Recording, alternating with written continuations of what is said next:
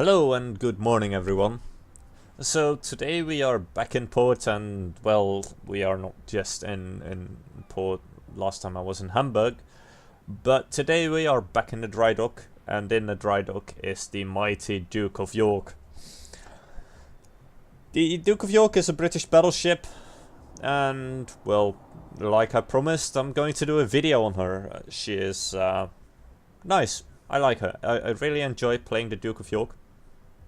Like the King George V, she has 10 14-inch guns, as you can see. 6 of them mounted on the bow and 4 on the stern of the ship. Her secondaries aren't that impressive. Her anti-air, it's decent. You know, her maneuverability is quite good. I'm using a speed flag just to get that additional speed. And her, well, yeah, she has quite good concealment as well. Now, you might want to ask, of course, you know, in case you don't know, which I assume since you're watching this video, but let me not assume everyone always knows what I'm talking about. You might ask, you know, what makes this ship different from the King George V, which is the Tech 3 ship. Well, for one, it's a premium, so you're going to earn the additional credits, and it has the premium camouflage that it comes with. You know, you can retrain captors on it, but that's not just it, you know. Her main battery reload is 29.5 seconds, which is longer than that on King George. And besides that, she has, well, this hydroacoustic search, which is really nice to have on a battleship. You know, whenever there's a destroyer near, you just activate your hydroacoustic search and, you know, suddenly you know exactly where their torpedoes are. Though, most of the time I don't really need it that necessarily, because I tend to maneuver and be able to evade torpedoes by, you know, maneuvering randomly, preemptively. So, yeah, that's that, you know, which is pretty nice.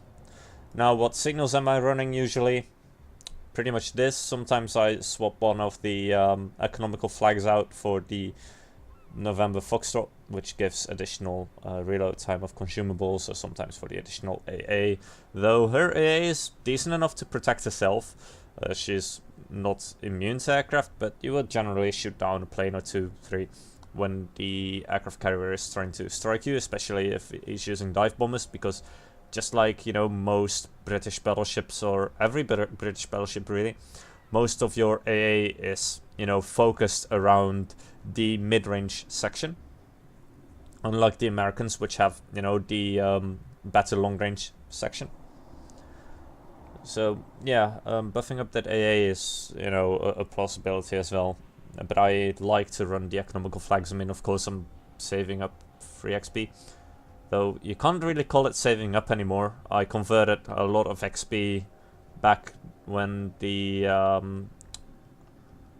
discount was there a couple of weeks ago on the or pretty much a week ago during the New Year's weekend, and I converted a lot of XP there because, you know, Musashi is going to be added into the game soon, and as soon as I will have her and played her a bit, I am going to, you know, upload a video for you guys. So yeah, that's pretty much it. About her armor, it's quite good. You know, it's British battleship armor, so it's pretty much what you expect, you know, pretty decent belt armor, pretty decent torpedo bilges, and then, you know, just the 25mm armor plating all over the place, because it's tier 7. If it would have been tier 8, it would have been 32mm. So yeah, that's that. Turret armor, it's alright. The turrets do get knocked out sometimes, but on this ship, not exceptionally much so. Although you are going to get AG spammed a lot, and you will be set on fires. So if you go to the modules, I just show you guys how I've set up the ship. No, I've set it up with main armors modification, damage control, aiming systems, and rudder shift. I actually should have replaced the rudder shift with damage control too, just to, you know, reduce the fire time by, you know, that additional bit, because I do get set on fire a lot. So yeah, that's that. As for the captain skills, it's pretty, you know, obvious what you want. You will want either preventative maintenance or priority target. That's up to you. If you want to see when people are firing at you, choose priority target. If you think your turrets are getting knocked out a bit too easily, get preventative maintenance. You can always go for both depending on what the entire skill setup is that you're going to use. For the second skill points, I advise to take expert marksman first, because British battleship turrets are slow to turn. They are really slow to turn. So you want expert marksman and, well, of course, adrenaline rush, just to make your guns reload faster. Over time, I mean, you're a big battleship, you're going to be spotted, you're going to be fired at, so you want to do that. After that, you know, superintended, just to get that extra heal and the extra charge of hydroacoustic, because you only get 2 charges if you use premium consumables. If you use the standard consumables, you only get 1. So that is quite a big win in my opinion in this case. And yeah, the Duke of York only gets 3 premium repair parties too if you're using the standard one, which is not a lot really. Although these are the improved British repair parties, these are not the super heals that you've got on the Nelson, Conqueror and Lion. Besides that, I'm running Concealment Expert just to disengage whenever I want to, and you know, oh look, surprise, you know, suddenly at nearly point blank range there's a big battleship there. You don't really want that to happen to you. And you know, the additional stealth is going to give you quite an advantage. And fire prevention, because I hate fire. And what do British battleship do really well? Well, they tend to burn really well. Yeah, if you're fighting against her though, my advice, yeah, set her on fire. But if you know, if it's already completely on fire, it might just be worth it to try and use armor piercing on the bow or the stern. Of course, the deck plating at the center, it's only a tiny part that is 25 millimeters, but you can still penetrate it. And of course, the additional armor penetrating shells do limit the use of the damage or the damage repair party, but that difference is not large enough for the standard British damage control or damage repair party. Although if it had the super heal like the Nelson, I would definitely advise you to spam as much armor piercing into that thing as possible, because you know, super heal is easily countered by AP. But like I said, the Duke of York does not have the super heal, so you don't have to worry about that. You can just continuously set it on fire if you wish. As for the deck armor, it does have 25 millimeters of deck armor, but if we remove that, then we'll see another layer of 13 millimeters there. And yeah, I don't think armor piercing bombs are that great against the Duke of York.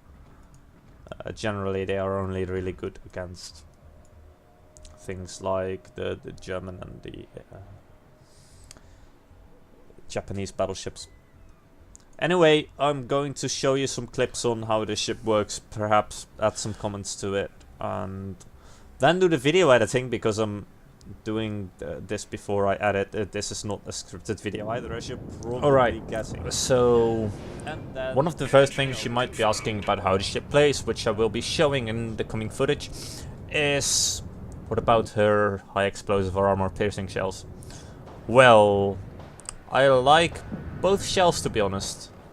The armor piercing is, just like most of the British armor piercing shells, a bit unreliable. But I do think that they work if you fire them at the right targets. You know, mainly just use them against broadside targets, or else, you know, just use those armor piercing shells. High explosive shells, I meant. And of course, as you can see, I am indeed already on fire. We are only a few minutes into the match. But yeah, all the things I've done in this match so far was with the armor piercing shells. They work, they just don't set fires, which is a bit sad. But both of the shells work. Take that from me. both shells work if you use them all at the right time. As is probably evident by having 39k damage done in only a few minutes. 4 minutes to be exact. I don't think that's bad. And, well, of course the trick is also picking the right targets. Now, as you can see, another weakness of the Duke of York is that you do need to show a significant amount of broadside in order to get your rear turret to fire. However, you can negate this weakness by just wiggling the ship a bit more. You know, just re-angle when you want to, you know, take the shot basically. And yeah, as you could see, you know, against that battleship, the other Duke of York, I did not deal as much damage, but I still did some. You know, and you know, because there's now a cruiser there, I decided to just fire at the cruiser and hope to get some more citadels, because that's what you do with cruisers against cruisers with battleships. You know, you just try to fire and hit the, you know, citadel, except that I did not manage to hit, you know, the target there. And the reason I have not yet repaired is simply because, you know, I want to be able to use my repair party to the full. That Miyoko there, by the way, is the one that took the citadels earlier at the beginning of the clip. I did not record the shot itself, but if I did, I cut it out. But as you can see, I managed to, you know, give it another citadel hit and kill it. Now the Dunkirk is a bit in the way, but yeah, I just maneuver, and well, I did not really want to turn this into a how to play warships video, but yeah, I'm on fire again. So I'm just going to play the clips and, you know, let you guys enjoy it. You know, take from the footage what you want yourself, if you want the ship or not. If you want her, you can still get her by playing the Duke of York or Battle of the North Cape campaign. And when that is finished, I think it will only be available through the premium store, perhaps through, you know, purchasing with doubloons. But yeah, enjoy the video and have fun.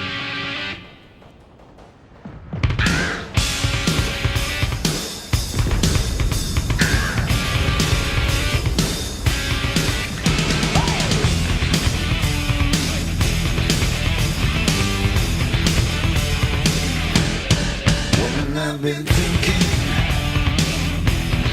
we belong together. All my intentions are bad. There's a richer man by